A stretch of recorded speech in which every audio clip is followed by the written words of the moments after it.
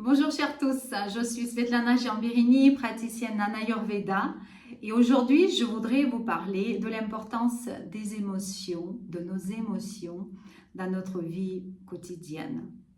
L'Ayurveda nous dit que apprendre à vivre sans les émotions négatives, c'est notre santé émotionnelle et cela veut dire que c'est notre santé physique également. En fait, ce que nous devons tenir en tête, c'est que bien sûr, nous traversons des périodes difficiles, des moments compliqués où nous avons des pensées négatives qui nous visitent.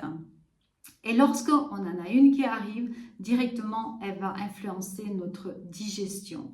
Le corps va couper la digestion et c'est pour ça, en fait, que les toxines vont s'accumuler très vite et nous donner rapidement des problèmes. Donc, ce qu'il faut tenir en tête, c'est que la psychologie ayurvédique, elle nous conseille en fait de rééduquer nos émotions et je vais vous donner une technique très simple qui fonctionne bien et qui a déjà fait ses preuves.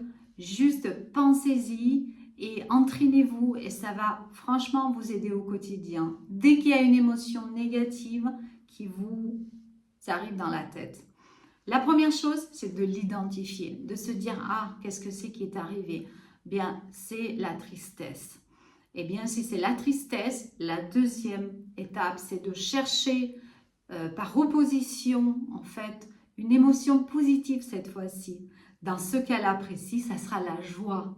Et donc, troisième étape, c'est qu'on prend cette émotion, on l'absorbe et on remplit avec la joie notre cœur et notre esprit. Et ainsi de suite.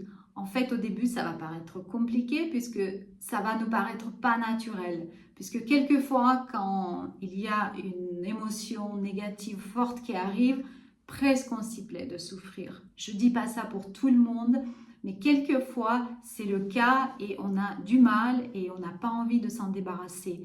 Mais pensez-y, ça va augmenter votre joie en fait dans la vie et votre positivité puisqu'il y a trop de personnes qui se plaisent aujourd'hui dans les émotions un petit peu négatives. Donc voilà, identifier l'émotion remplacée par une émotion opposée positive et s'entraîner ainsi de suite comme ça.